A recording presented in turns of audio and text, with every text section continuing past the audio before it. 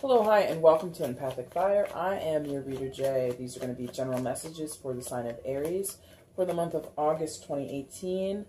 Hello, Aries. How are you doing? Hope you guys are doing well. As you can see, Aries, I went ahead and shuffled off camera, so I've laid the main spread for you. Now I'm just going to shuffle for your outcome and your overall energy. Once those cards are out and everything's flipped over, I'll begin your reading. If you want the timestamp, it's in the description box below. Outcome for Aries, August 2018, please. There we go.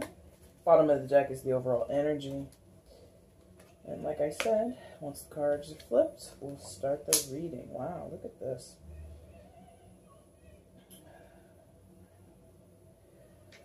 Alright. Where's Aries, please? Please show me where Aries is. August 2018, where's Aries?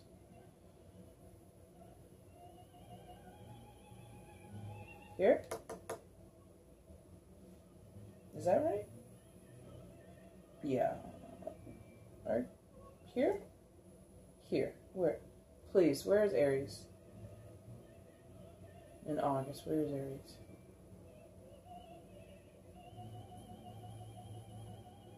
Okay, here. Okay. Thank you, thank you. Alright, Aries, you come into August as the Ten of Cups in reverse. So, Ten of Cups in reverse, Ten of Cups being the happy family card, sort of happily ever after when it's in the upright. When it's in the reverse, it would not be the situation. So, Aries, you might have some trouble in the home sexter, okay. Sexter, so maybe some of you, this is dealing with your sex lives, although I'm not really feeling that or really seeing that overall, but, you know, maybe it's a Freudian slip on your behalf, I'm not sure. But in your family sector, in your home sector, there might be just some disagreements, there might be some upheaval, there might be some challenges, there might be some stalemates and arguments going on, or just things aren't as fulfilling and happy and bright and joyful as you might hope, Aries. So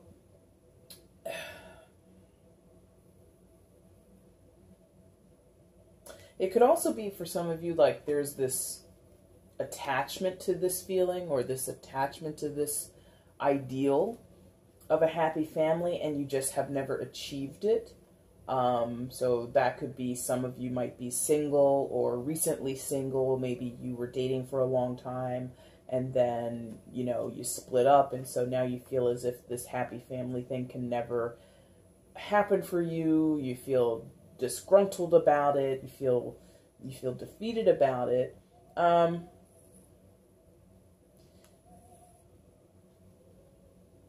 for others of you, you kind of feel like you've never even been anywhere close to it. Like maybe some of you have never really had a serious girlfriend or a serious boyfriend. You've never actually dated someone and you felt like they were the one or that you could have built a future with them. And so maybe a lot of you have been kissing frogs, so to speak. You know, you've been out in the dating world, not really succeeding, not really connecting with anyone substantial. And it's really kind of giving you this feeling of, you know, is it worth it? Is having this as a goal, is having this as a dream, is that even worth it? Is it even possible? Like, am I wasting my time out here or no? You know? And that's kind of where you're starting. For others of you, it is, like I said in the beginning, sort of, for those of you where you have a commitment, you have a family, you have a marriage, whatever, I feel that there's a disgruntled energy. I feel like there might be an energy of an impasse between you and your spouse or you and your partner, maybe even you and your children. There's just like an element of like not getting along. Things are not flowing. Things are not going as you would expect them to, Aries. You're pretty ticked off. Or if not ticked off, you're definitely upset. You're definitely disturbed, or the peace that you want in your home is just not happening. There's something going on where the peace in your home is disturbed. Oh,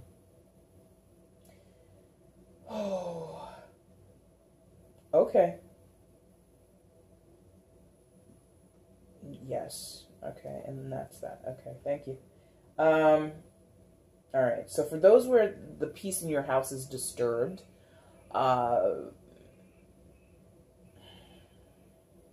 like what I'm feeling is this is for some of you, not everyone will resonate on this level, but for some of you, I feel as though it's something that is very deep, it's very impactful, it's very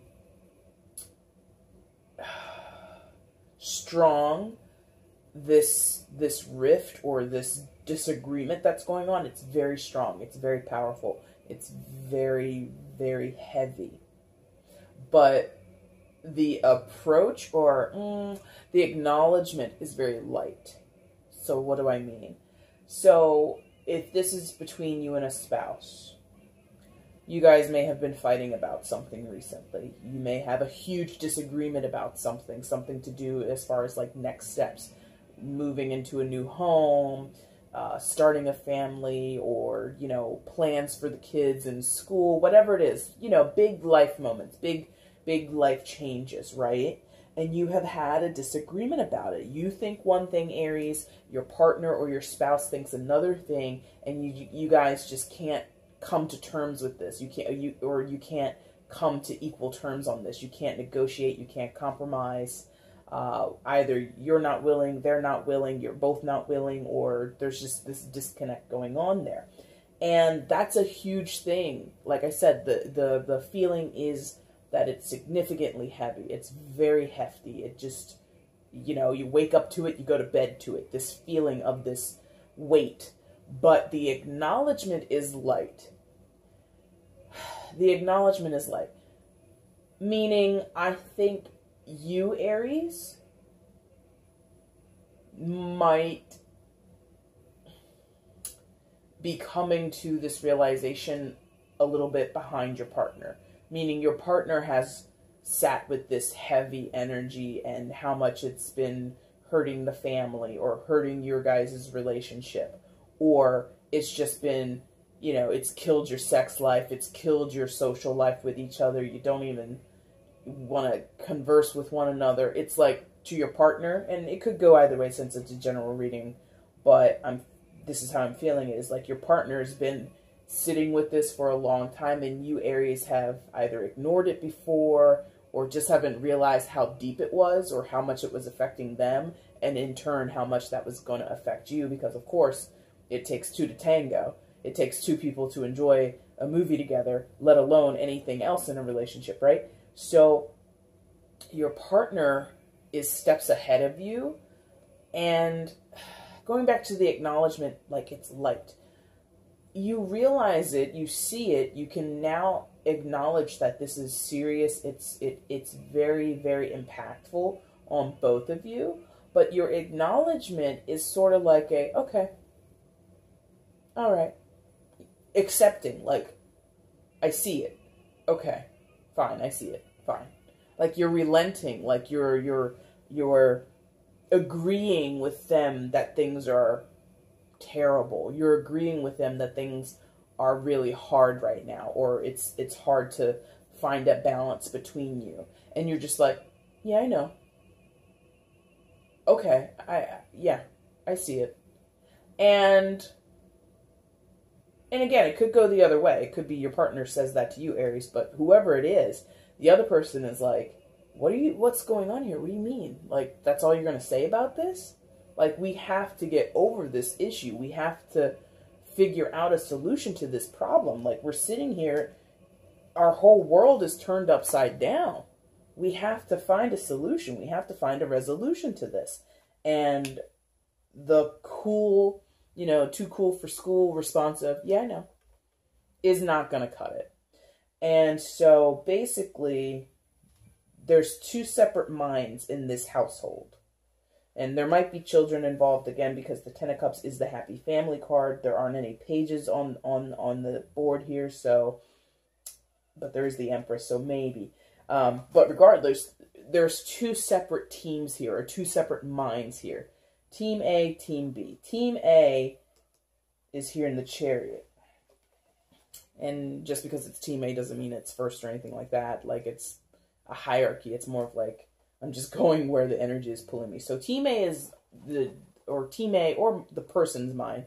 And I said team because, okay,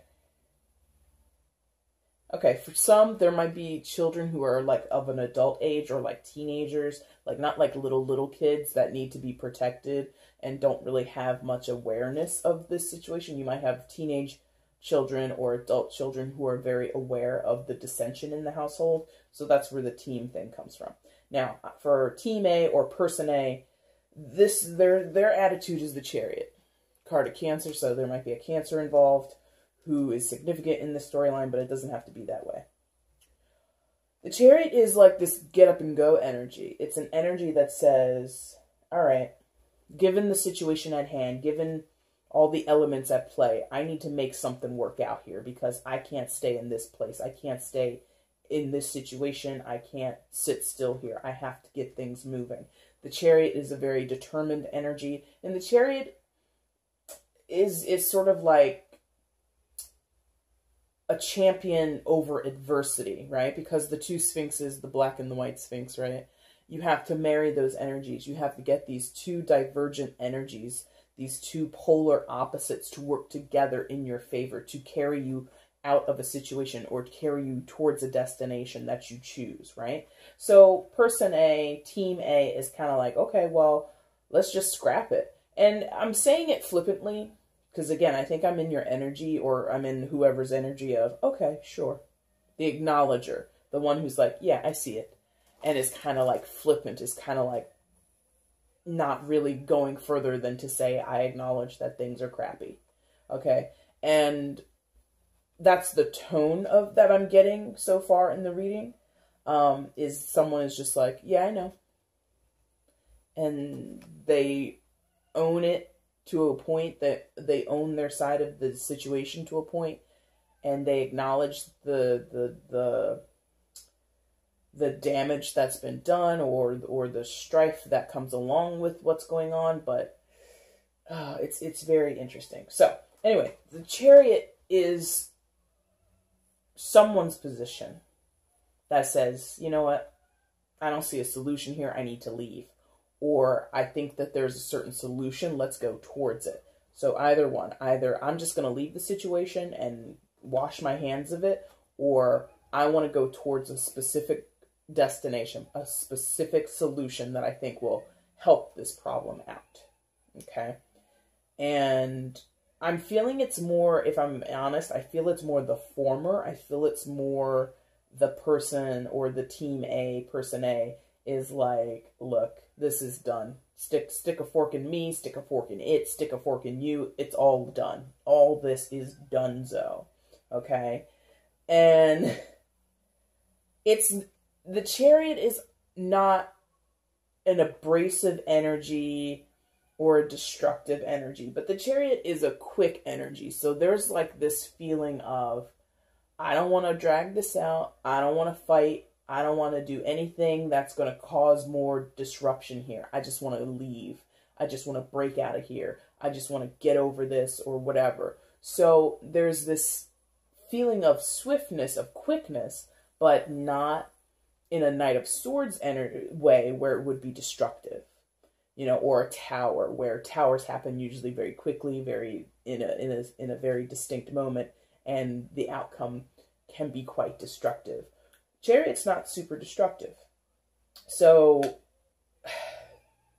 I suppose you could characterize it as dismissive. The Chariot person A might be a little dismissive, might be a little flippant, or a little kind of aloof, detached.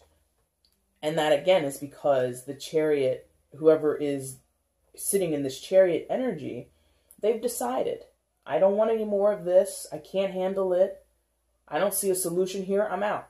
Or there's a solution. Let's just hurry up and get there so that we can fix what's going on at home. So it's a very can-do, let's get on the road, let's make things happen, is the Chariot's energy. Person B, team B, would be the Hanged Man. Oh, so the Hangman is definitely not like the Chariot. The Hangman, as is easily depicted in the name and the picture, is not going anywhere anytime soon. Okay, that guy is tied up. He's getting his enlightenment on. He's getting his meditation on. He's getting his self-reflection on. And he's not about making rash or quick decisions. He's not about rash or quick actions. He would be someone who's wanting to stick it out, but try to see it from another angle. So that might be progress, Aries, because if someone's just trying to stick it out, but they don't want to change their perspective, they don't want to try and get enlightened or hear other people's stories or hear other sides of the argument, whatever. If someone's just like, I'm just going to stick this out, and they're not trying to progress, they're not trying to enhance or be open, be open to more information that could alleviate the stress or alleviate the disruption, that's crappy. At least with the Hangman, there's this intention to understand more, be able to see something clearer, or again, from a different perspective, from a different point of view. And there's more of an energy of, I'll negotiate, I'll compromise, let's meet in the middle. But it's slow, very slow. This is not an overnight energy. This is not an energy that says, all right, give me 20 minutes and and I'll have an answer for you. I'll have a solution, or I'll have something to bring to the table. No, this is like weeks, months kind of energy. This is the energy that can drag on for a long time. And Aries, I'm not sure who you are in this scenario. Not sure what side of the fence you're going to fall on. Person A, person B, team A, team B. But it's very separate. It's very divided right now.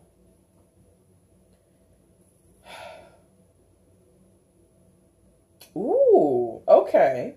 Thank you. Because I'm like, what is that doing there? Because I know that's where we're going next. And I haven't thought about it, but I was just like, the Six of Wands, right next to the Hangman, above the Ten of Cups in reverse? Like, what is that about? Okay. And now I see it. So, person A, or excuse me, person B, team B, might be doing a little rope-a-dope, right? Doing a little bit, trying to not pull a fast one, but certainly, person B might think they're little clever clogs because they've got the Six of Wands right next to them, and like I said, right above the Ten of Cups. Okay, so a little bit of falseness, and okay, wow, okay, we're getting into it. We're getting into the nitty gritty here. Okay, Aries, let's go. So the Six of Wands is a card of victory. It's a card of feeling like you've fought a good fight, and you're coming home, and you're coming back to your community, and you're being applauded, you're being congratulated, you're being touted as a hero, all that kind of stuff. I mean, look at this guy. He's riding into town looking like the cream of the crop, right? Looking like the King of Sheba, I guess, or the Queen of Sheba. But just looking like someone who's really on top of their game, right? And that's an odd energy to put between these two. And even an odd energy to kind of square off diagonally from the Chariot. So someone feels like, even amongst this chaos or this disruption, and even amongst these two very opposite energies, one slow, one fast, one contemplative, one decisive, this person B most likely, yeah, it has to be person B, and it's not person A. So person B feels victorious in the middle of all that. So what does that mean? There might be a lot of ego in this person, that they feel that they have taken the higher ground. They're more mature than the other person. They have more understanding, or like they're smarter in some kind of way. And they just feel as if they are better than person A. Their way of handling the situation is better than person A's way of handling the situation. what they have done, what they've contributed, or their position is the right position, is the more righteous position, okay? Is the position of honor, okay? And it creates this really kind of false sense of self, right? Because, I mean, I'm no clinical psychologist or anything, but nobody in any relationship dynamic, husband and wife, boyfriend, girlfriend, sibling relationships, friends, whoever, no one in any relationship dynamic is perfect. No one. But this person thinks they are. This person thinks that they've done nothing to harm the situation, to disrupt the situation. They've done nothing to contribute to the problems. They've only ever wanted to have success and work towards resolution and solutions. And obviously that's not the case. Like, I know it, you know it, they know it. Well, they don't know it, but other people around know it. And in the case where this is like possibly a team B situation, again, where it might be a teenager or an adult child or even a friend who's close to this situation, who knows the story, that person is also in on this. Like, this is like drinking the Kool-Aid, you know? And I don't want to say this as a specific case, although it might be for one or two of you or even a few more of you. But, you know, sometimes when families have a divorce, when parents divorce, one of the parents, and not even necessarily having to be divorced, in any family dynamic, there sometimes can be one parent who basically poisons the children against the other parent. And, like, gets in their ear and is like, well, you know your mother. You know how your mother is. Well, every time this happens, what does your mother do? Like, it's that psychological game that this person might play to gain sympathy, to gain allies within a family. Pitting the children against the other parent, pitting the children against each other, whether they're aware and conscious that they're doing that or not. That is sometimes the result. So this person B, who's like, I'm trying to get a bigger person. It's like a game. It's like a false mask that this person is like, I'm getting enlightened and I'm getting to a better place and I'm trying to understand who you are, blah, blah, blah. And they're saying that to person A, but then also on the backside, they're like telling the kids, so person A, you know how person A said that they would do such and such and such? Well, person A didn't do that. Is that right? And the kid's like, no, it's not right. And person B's like, that's right. It's not right.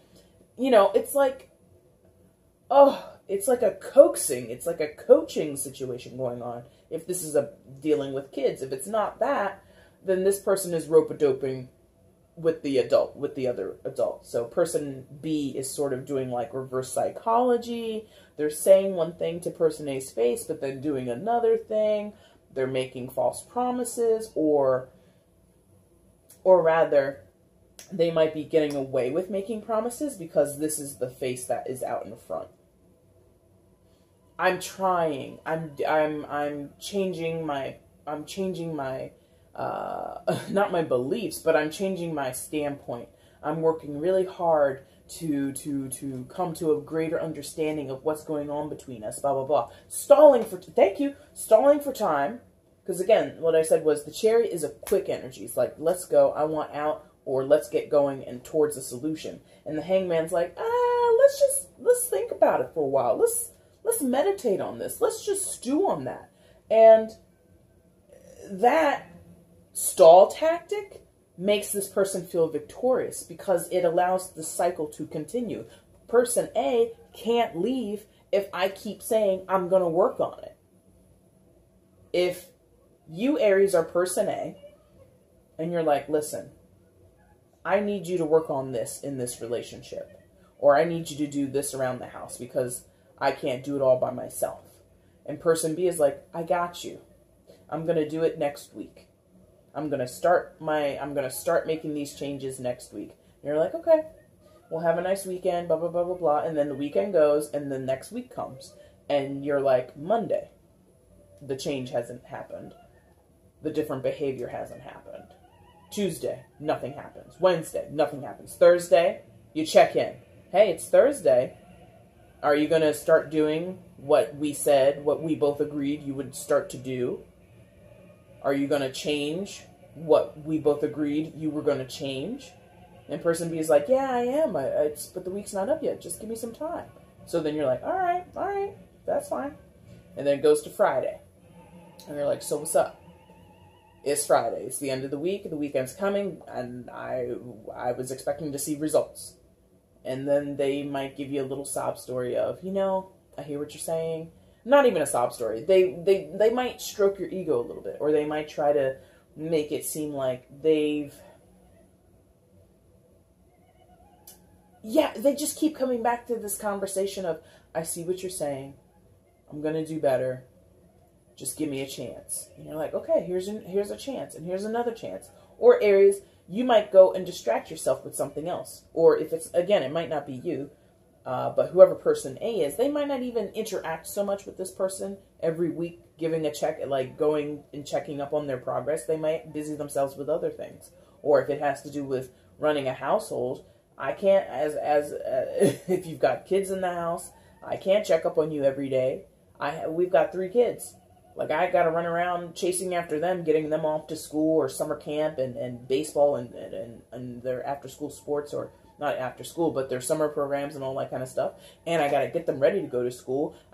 We've got these barbecues, we have these birthdays, we've got to get our plans set up for Labor Day, blah, blah, blah, blah, blah. And this person is still just chilling on the side.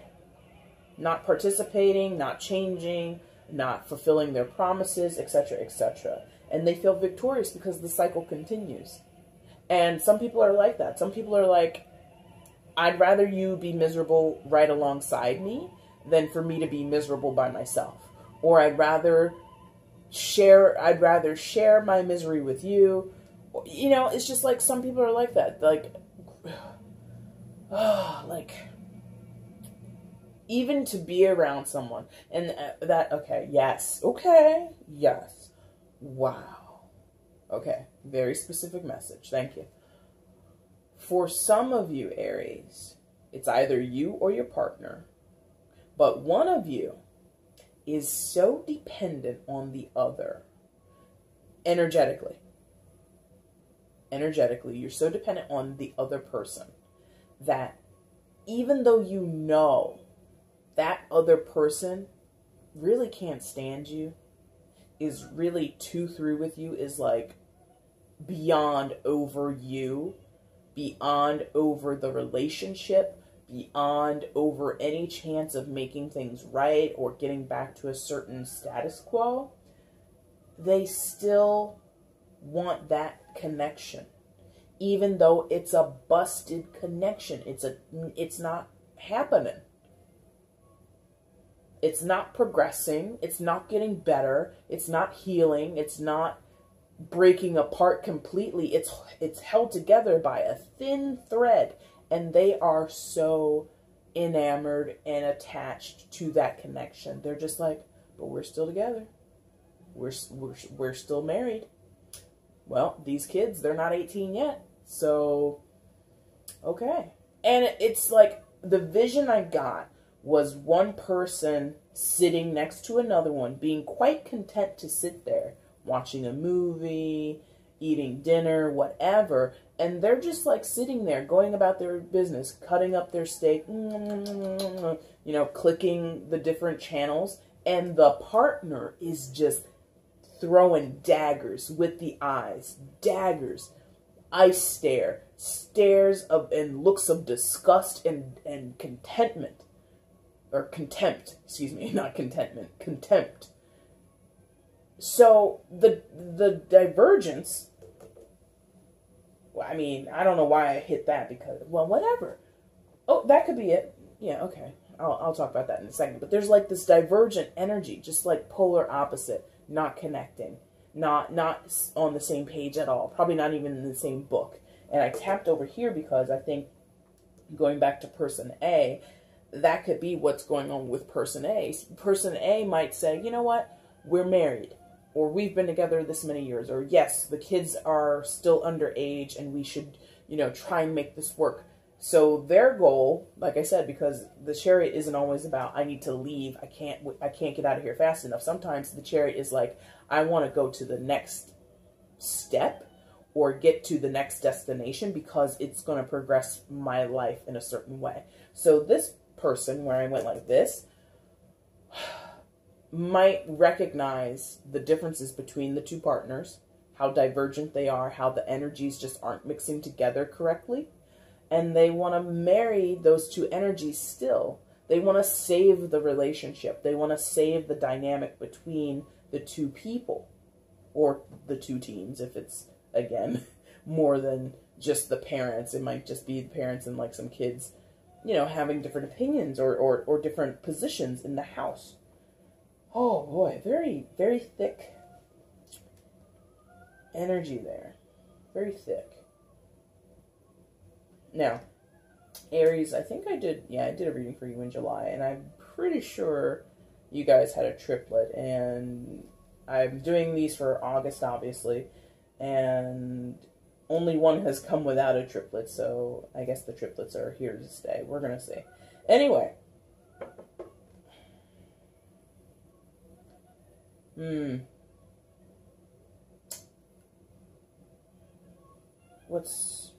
Okay.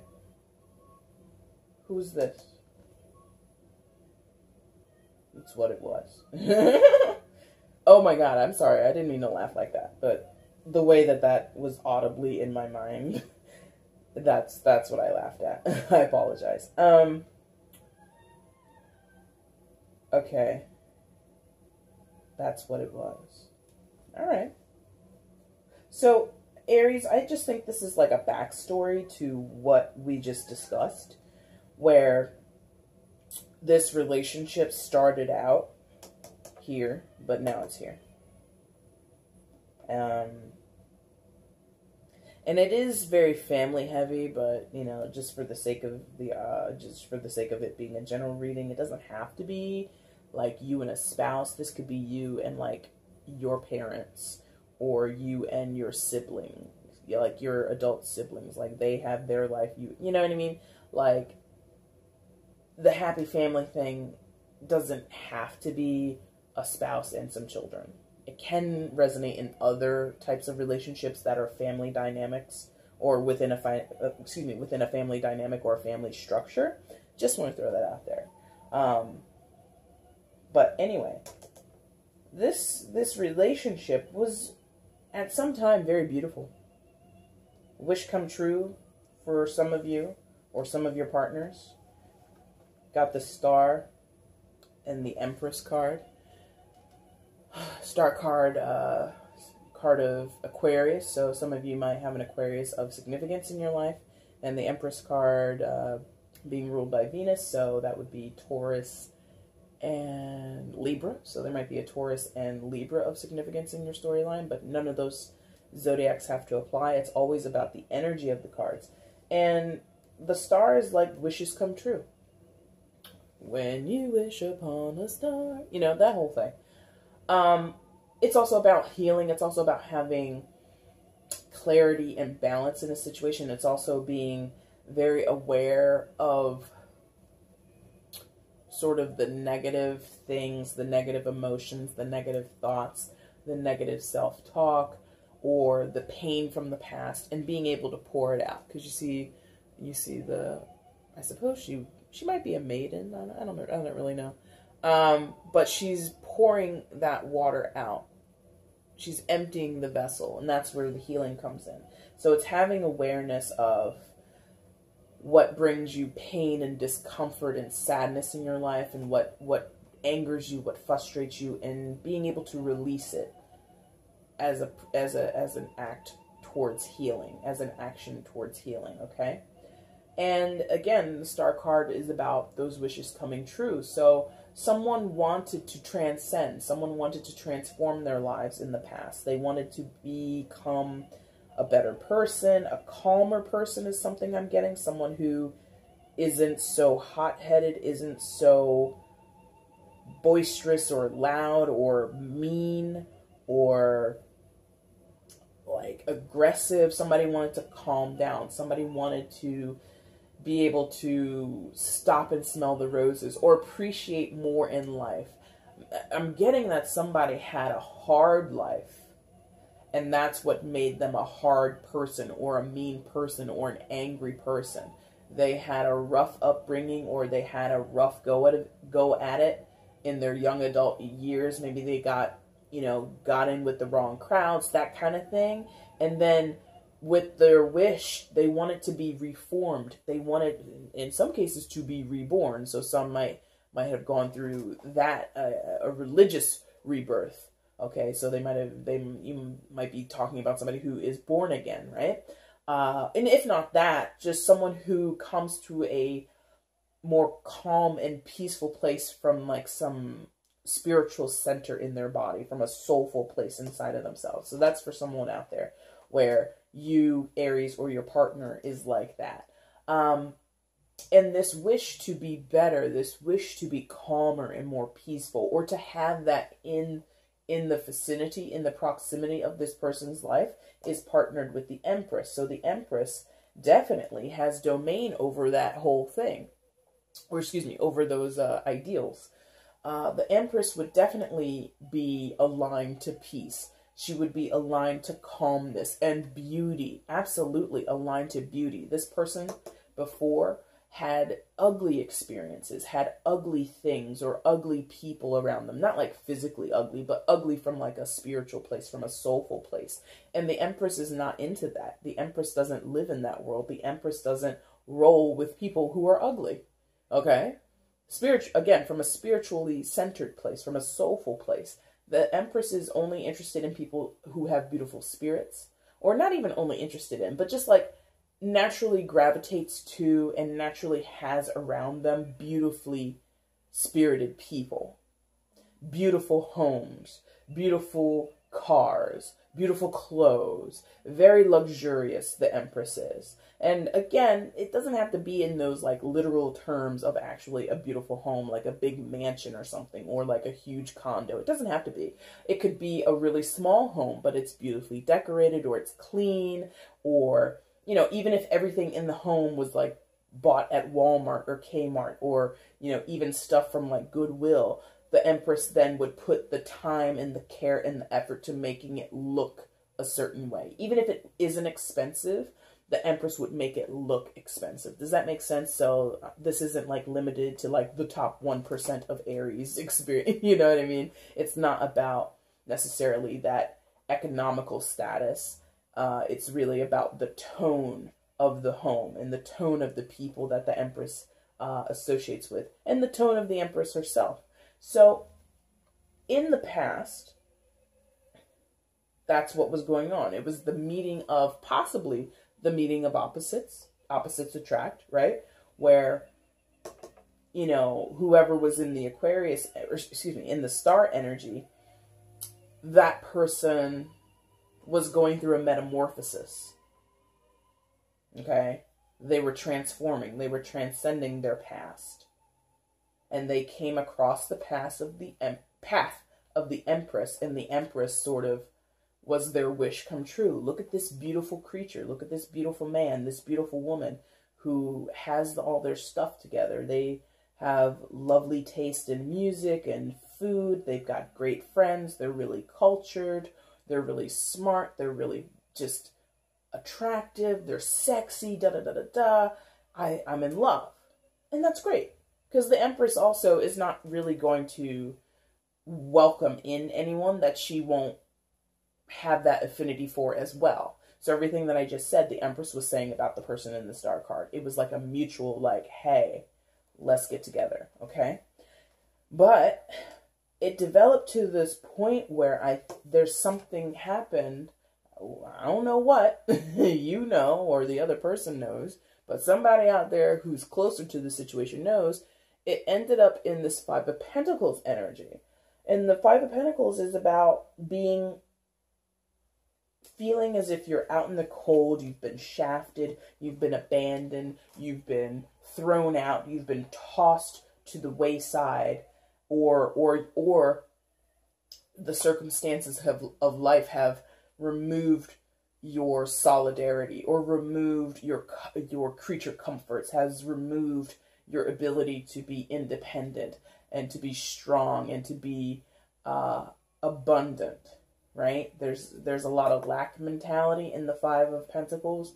There's this belief that, in some cases, there's this belief that you've hit rock bottom, there's no way out of it, or if there is a way out, it's just going to be a hard road ahead, right? And of course, there's an ironic point with the Five of Pentacles, is that these two figures who are out on the in the snow, and they're just kind of adrift, there's actually help right next door, right next to them. There's salvation right close to them, but they both just walk right past it. They don't acknowledge it. They don't interact with it. They don't knock on the window or find the door or anything like that. They don't call out for help at this window. They just not mosey, but they shuffle along. They pass it by. So I think, Aries, what happened is perhaps you and or your partner in the past, again, you got together and it was great, and then somewhere along things declined, because that's also the feeling with the Five of Pentacles. There is a feeling of a decline, like things were once pretty okay and then not so okay, right? And at some point, for whatever reason, things took a turn, and everybody just kind of kept their heads down. For a long time, people just kept their heads down. You know, and I hope you can imagine it. In like a snowy blizzard, you know, you pull your scarf up, you tuck your hat down over your ears, you flip up the collar on your pea coat or whatever, and you trudge along in the snow. If you're like caught out in a blizzard and you're on foot and you've got no choice but to walk to your destination or whatever.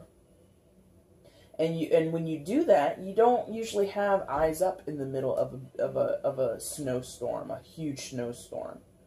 You kind of, and it's cold and the wind is like piercing, you know, for those of us who experience winters, you know what it's like when the weather is so cold and the there's like a meme on social media.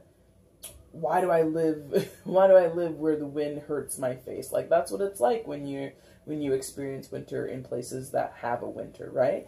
You go outside, a wind blows, and it's like you just got slapped across the face with like 10,000 razors. And that's what happened here.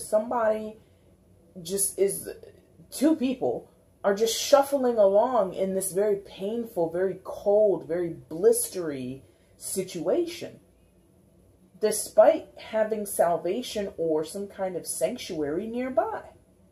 What does that mean? So literally, there is help within the proximity of this relationship, this dynamic, whatever. And I did say sanctuary, right? So, and I was talking about born again here, so it could be some of you had a church or some type of religious community of people who could have helped you, and maybe they still can, I'm not sure. So for some of you, it's actual reaching out to like a pastor or a reverend or some type of counselor within the church structure, okay? Not even necessarily as a member of like staff or anything like that. It could just be someone within the congregation who has the skills to help this relationship mend, right? In other cases, it would be like a counselor or a therapist, you know, a family counselor, a marriage counselor, whatever. For others, since I did say proximity in the family dynamic, that could just be talking to other people within the family, talking to your in-laws, talking to your brother, your sister, your aunt, your uncle, or their aunt, their uncle, whoever, to kind of maybe even mediate for you. I don't know what the dynamic is. Those details are not expressed to me. They're not for me because there's too many of you guys. And it's not really imperative because this is sort of the past, right? So what I think happened, and it happens all the time, and I don't say that to kind of negate or sort of downplay the impact of the situation, Aries, but I say it to mean it's very common. You shouldn't feel like you're the only person who's ever walked this walk. But it is very common for people to become complacent in a relationship, to just go along with whatever the tone of the relationship is, because what's the alternative? To break up? Most people don't like that. I don't know why. It's not like that for me. Well, I can't say that. But anyway. But, you know, so what's the alternative? At the first moment of displeasure, or the first time that you guys don't get along, you just forget, like, wash your hands and walk away. Like, forget this. We're arguing about who's going to wash the dishes tonight. I'm leaving, you know. That's not a reason to break up. But when things are consistently bad, when the tone of a relationship is consistently contentious or stagnant, and it's not progressive, it's not healing, it's not helpful, it's not loving, when you get complacent in that way, then it becomes so much more. Like, didn't I say that? Like, it's heavy, it's impactful, it's like loaded. This is like a loaded situation, okay? And that's, you know, the triplet is really just kind of, like I said, it's like the backstory of what's going over here with what we talked about in the beginning. So this is just kind of, I assume it would be affirming information to many of you. Now, what's your outcome for August? You have the King of Cups. So, court card in the water suit. So that would be Cancer, Pisces, I'm sorry. Cancer, Scorpio, Pisces. Might be of significance in your story somewhere, Aries. If not, it's, again, just about the energy. So this is a person who's, like, highly in touch with their emotions. They are aware of who they are. They are aware of what they feel, when they feel it, and why they feel it. They just don't talk about it. Very stoic, very silent when it comes to actually expressing those emotions. But the understanding is there. The acknowledgement is there internally. It's just not given out. Okay? Like, the waters of the King of Cups card they're pretty choppy. You've got a fish jumping out there, but he is just sitting there calmly. And a lot of the water cards, or cups cards, I should say, in the tarot deck, they depict this. You've also got a ship there that's kind of riding those waves, right?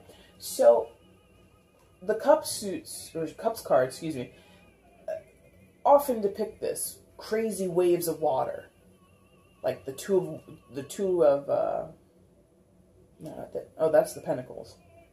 What's the one I'm thinking of? Where it's crazy water in the back. Is it the Queen? No, it's not the Queen. One of them. But they often depict water, and it's crazy. It's like very turbulent. And the person is usually very calm. And that's sort of like the thing about water signs that I think they actually get kind of mislabeled as, or there's a misunderstanding about water signs. This is just a quick aside. Oh, they're so emotional, and they just give into their emotions, and they're crybabies and all this kind of stuff. It's like, actually, water signs have a depth of emotion, in my experience. They have a depth of emotion that no one but another water sign could ever understand, right? And the crying, the hysterics, the bouts of, in some cases, anger or frustration, like, that's a small price to pay for the bulk of what a water sign usually is carrying around with them. And it's not just their own emotions, just usually the emotions and the experiences of other people too. So, but anyways, I say that to kind of color in more of what the King of Cups character is about. So he's not only thinking about his own emotions and his own position in this situation, in your reading, but he's also considering the partner, the children, the in-laws, the friends, the past of their own experience, etc., etc. It's a lot to carry within one person and not give much off symptomatically. So this person holds a lot inside. They don't give too much out. And their presence here, I think, is more of a figure. So what do I mean by that? So it's either you, your partner, like I said, an in-law, maybe one of the children. This could be one of the children, even though it is a king. It's not a page. But you might have a child in this situation who is witnessing the tension in the household, who is witnessing the disruption, but they're holding it in. They're taking it all in and they're not letting it show out. And it's not a warning. It's not like anything I think you or your whoever should be concerned about, whether it's a child or anything like that. It's just, I think this is, again, it's just a figure. It's just a display or a description of this person's character. Again, it could be you. You might have significant water placements in your birth chart, or you might be a cusp Pisces, Aries. Since Pisces comes right before you, Aries, you might be on the cusp. So you have a lot of water influence in your sun sign. But this person, they're significant, obviously, since they're in the outcome. They might be someone that you could go to because they do have a wealth of knowledge in terms of emotional capacities. So they might be able to encourage you in a way or give you advice that you might not expect, Aries.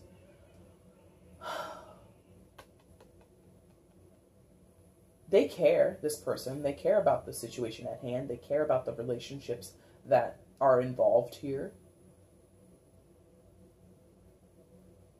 And they want what's best. You know, the King of Cups is a compassionate king, probably the most compassionate king. Yeah, easily. Now that I'm like envisioning the rest of the kings, easily the most compassionate king. So he cares about the outcome. He cares about the effect it's going to have on other people. But at the same time, he's not going to shout it from the rooftops. He's not going to, you know, write, you know, a diaries, you know, he's not going to fill up a diary with his emotions. This person really keeps a lot inside, gives very little out. But if you tap them for information, or you go to them asking for advice, or you go asking for their opinion, they will give it. So this person will communicate if asked, if engaged with, okay? Overall energy is the, oh, not both of them, just this one, the Seven of Wands. Seven of Wands. So defensive posture. Could be you, could be your partner, could be someone else in the situation. Like I said, could be children. But yeah, having a defensive posture, having a posture of feeling like your position is correct, or not even necessarily correct, but your position is so worth defending because it is yours. Because it is yours. And that could be what's going on. Like, that could be like the basis of this stalemate, or the basis of this tension in the household, is like, you, Aries, feel that your position is correct or worth defending, and your partner feels that their position is worth defending. And I forget what it's from, but it's kind of like like if you imagine like on a battlefield, like medieval times, or even like something like the Civil War, or even like a scene from Braveheart or something like that, where the two sides are on a hill, and like this side is like you're just staring each other down. Like, you know, this side is like, well, we're waiting. We're going to fight. We'll fight you. If you come over here, we'll fight you. And the other side's like, well, if you come over here, we'll fight you. And it's like, sort of like egging the other side to sort of attack or make the first move. Because again, this person in the Seven of Wands is sort of stationary up on a hilltop, right? And the bulk of the action would be coming from the other people below, trying to get to this person's position, trying to disrupt them or knock them from their position. So, yeah, like a stalemate, and everybody sort of is standing their ground, and nobody's willing to budge. Anything else? There might be a chance for things to get like a little, I don't want to say violent, but I will say volatile, like really, really like argumentative and combative. There is a chance for that with the Seven of Wands overall, and overall for your month, Aries. And I mean, I don't want to blame it on you, but Aries, you're a fire sign. You're quite dynamic. You're quite a feisty feisty zodiac sign. So I'm not going to say like you would be the instigator or anything like that, but I'm sure you know your own nature. If someone tests you, you will not back down. You will stand your ground. Okay? So I'm not saying that's what you are doing, or that you're the instigator of this, or that you're problematic in this situation. I think this is a blanket of problem on all sides. Okay? on all sides. Okay? that might not have been a tasteful joke. But anyway, but yeah, that's what I'm getting, is like there's a potential for things to get a little rowdy, a little intense. And tarot is very mutable. You don't have to engage in that energy, but if you do, you know yourself, Aries. You know your limits.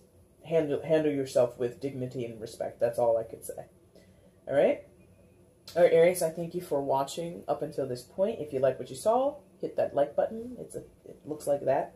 A little thumbs up. Leave comments below if you choose to. Feel free to share the video with other Aries or someone else in your life who, you know, might have something in the video that they might benefit from hearing. And also, of course, subscribe if you're not subscribed. That would be amazing. And I'll be back in about a month, and I'm going to come back at that time and do your readings for September, okay? Thank you for watching, Aries. Take care.